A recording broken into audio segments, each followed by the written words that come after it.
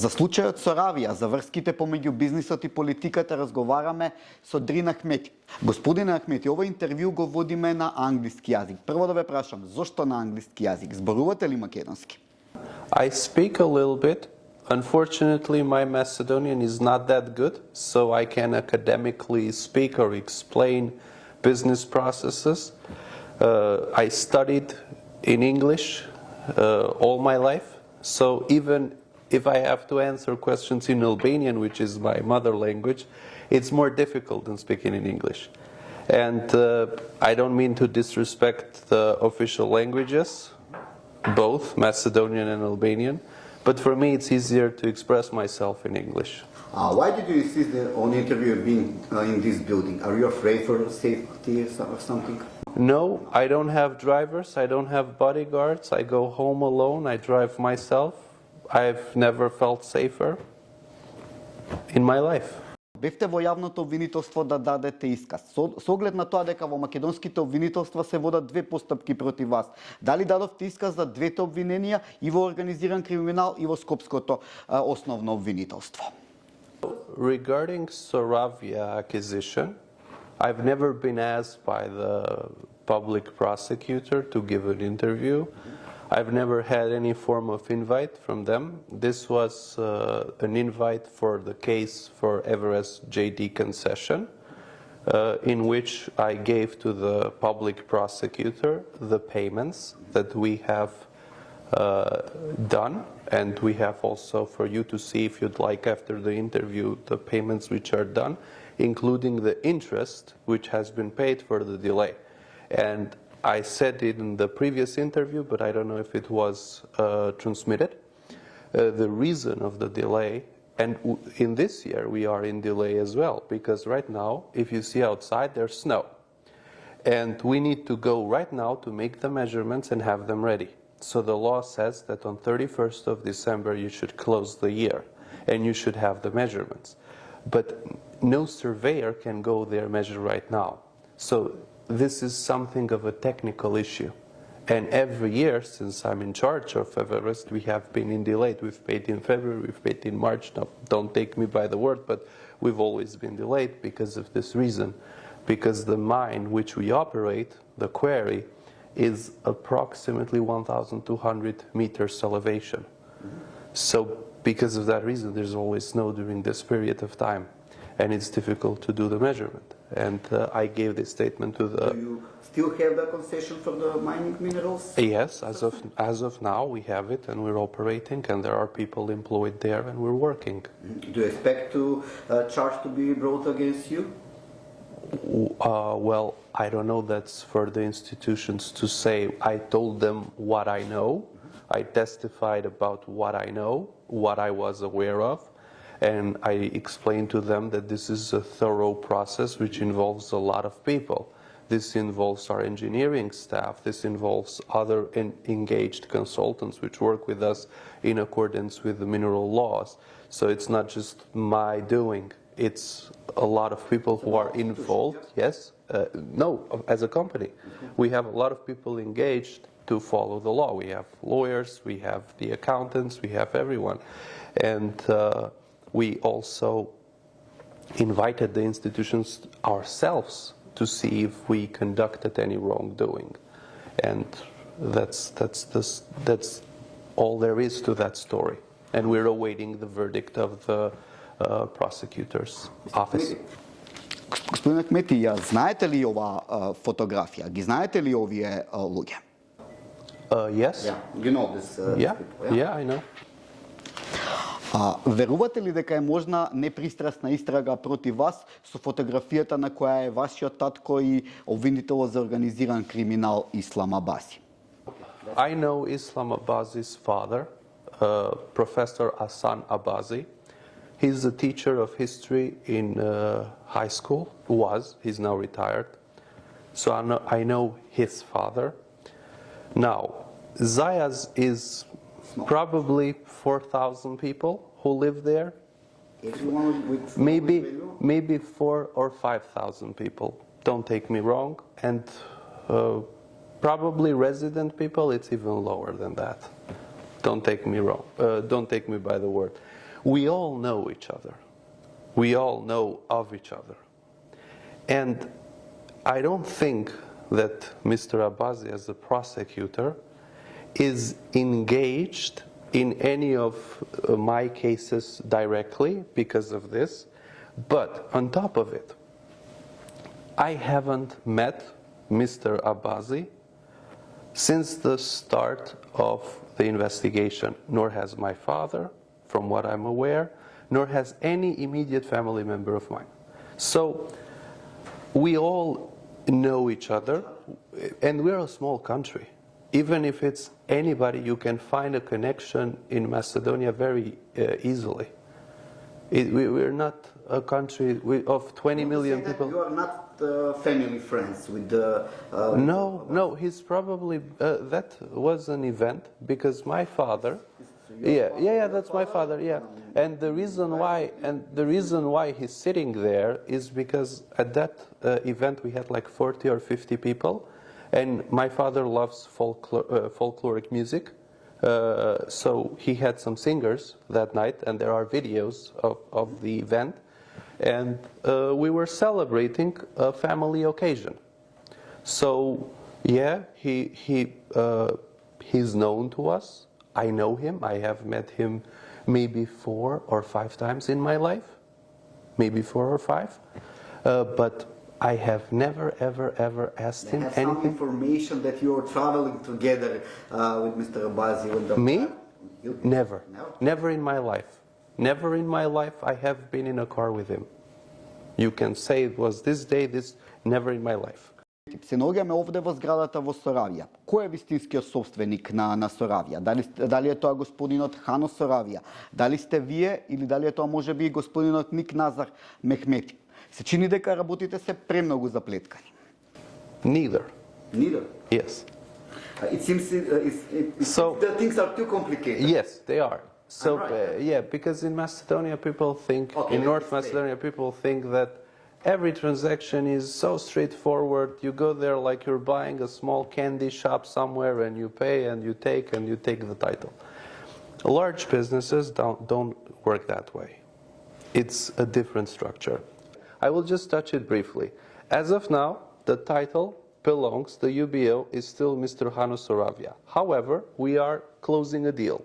We have made the payments towards him, and it's matter of procedure, it's matter of processing times from different jurisdictions which have involved the deal, and in the matter of weeks, it's going to be closed, and there's going to be a new owner.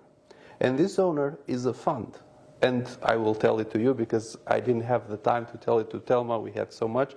It's going to be a new structure called Gondolin Capital, which is founded by me, but also has a lot of investors, including institutional investors. And that's the story. Дали знаете дека господинот Мехмети е поранешен финансиер на УЧК? No, I'm not aware of that. Дали знаете дека поседува стриптиз барови во Далас, Америка? I'm not aware of that either. I've never seen it. I don't know it. I've never asked him because these are sensitive matters and I don't like to ask people something they might feel uncomfortable sharing. But he has given a FBI background check, 100% clean, no charges for anything, no illicit activities. He has some problems with the law in the USA, you know that? No, absolutely not. He's in court. Everybody in the United States is in court all the time, but no illegal activities. He was never criminally charged of anything. I have his background check. How do you get into a joint investment with the easy. It was through my connections in Texas Senate. You have the pictures. An American guy introduced us to each other. Now, I'm not allowed to say who, but it was an American politician who introduced us to each other. And he said, oh, you're from North Macedonia. We got somebody who is from North Macedonia in Dallas. I said, okay, I'd like to meet him. So you want to say it's clear? The man is clear? 100%.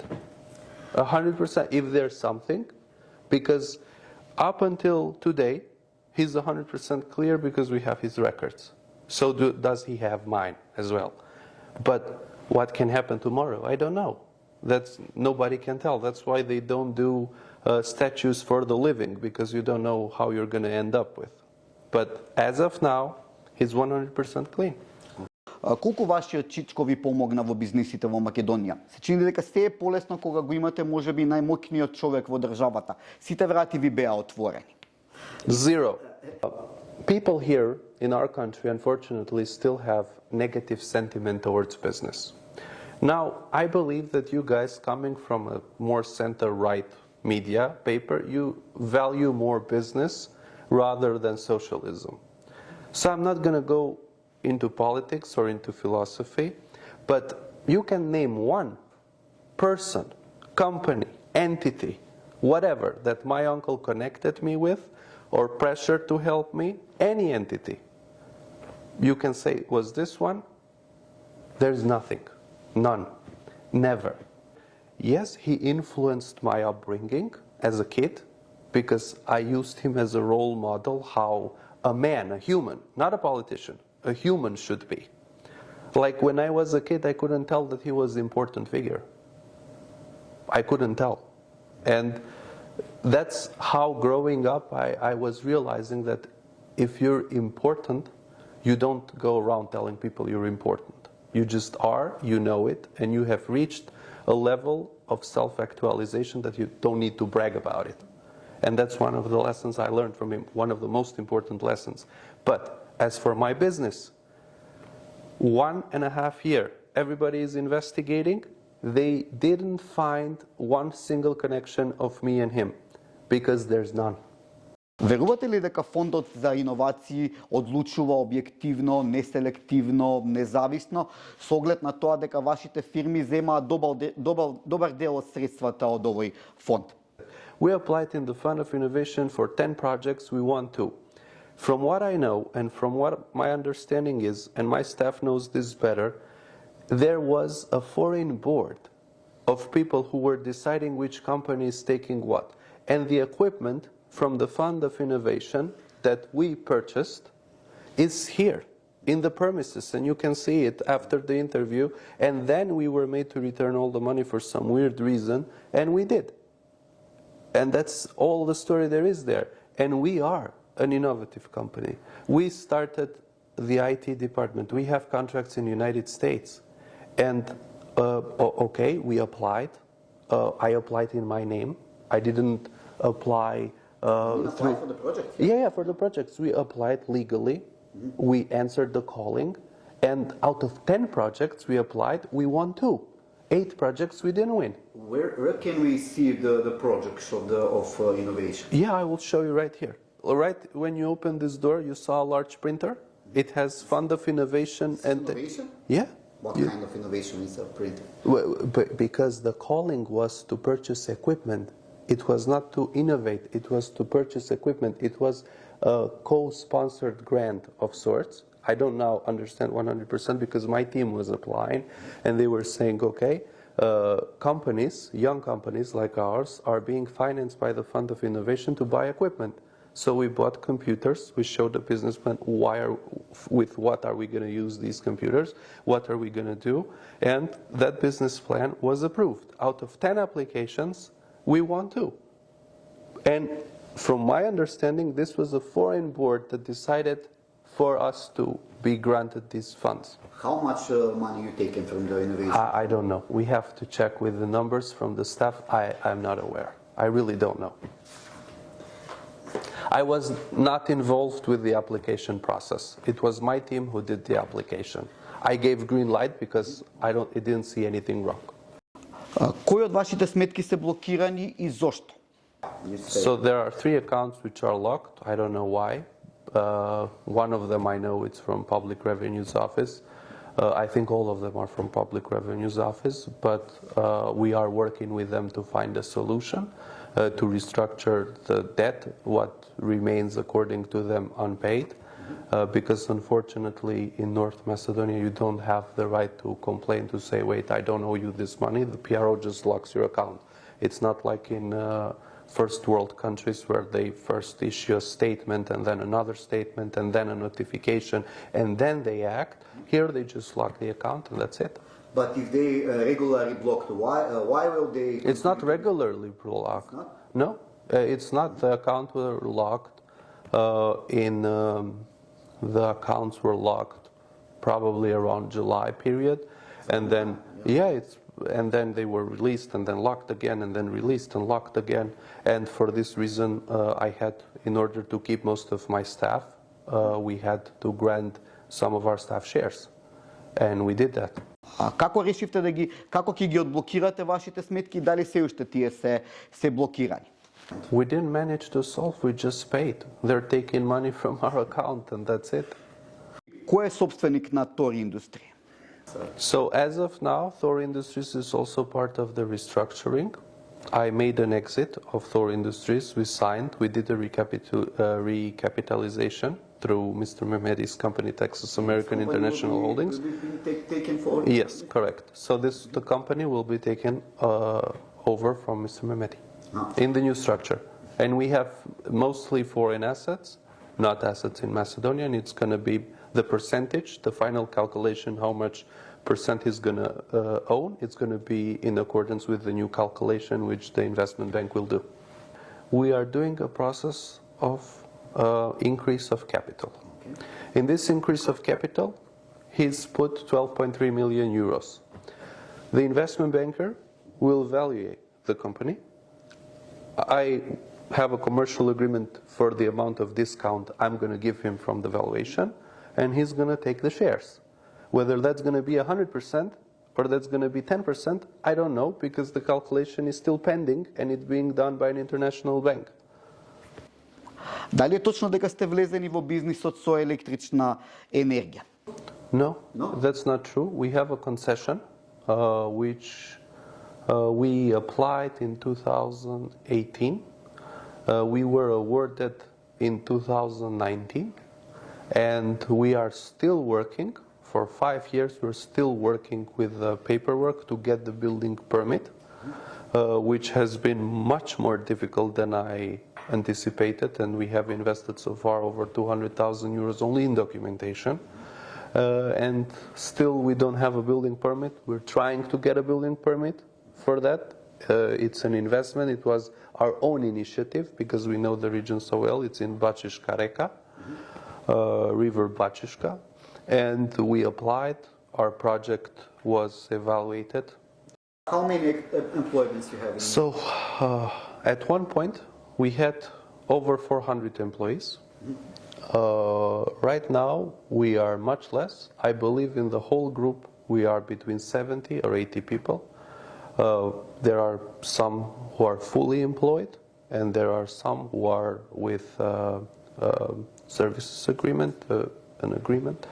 But we have around, now don't take me exact number because we did a lot of layoffs because of the problems we were having with locked accounts and all that. It was impossible to keep up. So the number is now probably 70, 80 people. You are only 26, yeah?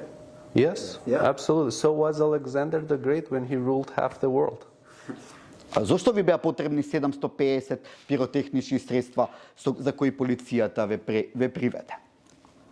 So I have to explain two things for this. Okay. Did you pay a fine? No, the court hasn't decided yet whether I have to pay a fine or not. How much? I'm going to go in court and find out. I don't know. When I know, I'll tell you. Okay, let's explain. Yeah. So first, you should know that we, as a company, Everest and me personally, we have a license to import, export, store, and detonate explosives. This is a license which is given by all the institutions in North Macedonia, the Ministry of Interior, and all the security agencies in the country that trust us with a license which is extremely rare, that we can detonate explosives. We use them for the mining activities. That's the license. That's first. Just so you know a bit of my background. The second is that those fireworks were purchased via an invoice, legally. And they were purchased because when I was going home for that New Year's Eve, all my nieces and nephews were there, their kids, and they like a show of fireworks. as does, I think, every kid in North Macedonia and me growing up. Not for them to detonate, for them to see the show. And we had hired a company to do that. The fireworks were paid via an invoice. The company was from Gostivar, who was coming the next day to light them up. And I thought that everything was okay, that everything was in accordance with the rules. I didn't know that it would turn out to be a massive talking point for a year. I didn't know that at the time, and I'm going to be frankly and honest with you. And after all what happened and all the story, I found out that, wow, this became now a story when I saw the press in front of the police station. And I was like, okay, I see where this is going now. But it had nothing to do with any illicit activities that I was being accused of and charged of trading or whatever. It was the initial accusation. And even the gentleman from the police station, a great guy, the commander of the station, he told me that they're taking notes and they're going to release me in the next hour. And then suddenly I was kept in prison for a night. So even he was surprised. And he was a very kind gentleman, the chief of the police of Central Station. And yeah, but now, as you know, the public prosecutor's office and the Ministry of Interior Affairs, they dropped the case to a maximum fine of 200 euros, and the court will decide whether that will either stand or not, because we purchased the fireworks legally. Велите дека сте жител на Америка. Зошто сакате да инвестирате во Македонија? Дали тоа е можеби поради тесните врски помеѓу бизнисот и политиката? First, I love this country. This is where I grew up. This is where, no matter where I go in the world, I will always love this country. With all the defects, with all the bad, with all the good, with all the history, and we have a rich history as a country. So I love this country. And I'm constantly trying to find ways, because we live in a very dynamic world, in a changing world, where now you can do business anywhere in the world and still be in touch. It's not like it used to be 50 years ago where you couldn't communicate. Now, information and technology, communication services are so good that you can run a business from anywhere in the world, how you want to run it. Now, we have projects here. Just now, we're going to announce very soon an investment for a data center, which we are investing with American partners here in the country. Yeah, it's a new investment of about $15 million that it's going to be here in North Macedonia, the first data center of its kind. And it's a larger consortium, part of Condoling Capital, and the investment will create about 20 high-paying jobs in North Macedonia. Have you ever been exposed to attempts at corruption or extortion? Look, in my life I've seen a lot of things. I've heard more than I've seen, and I leave it at that. За крај, господин Ахмети, да ви кажам благодарам за интервјуто или thanks for the interview.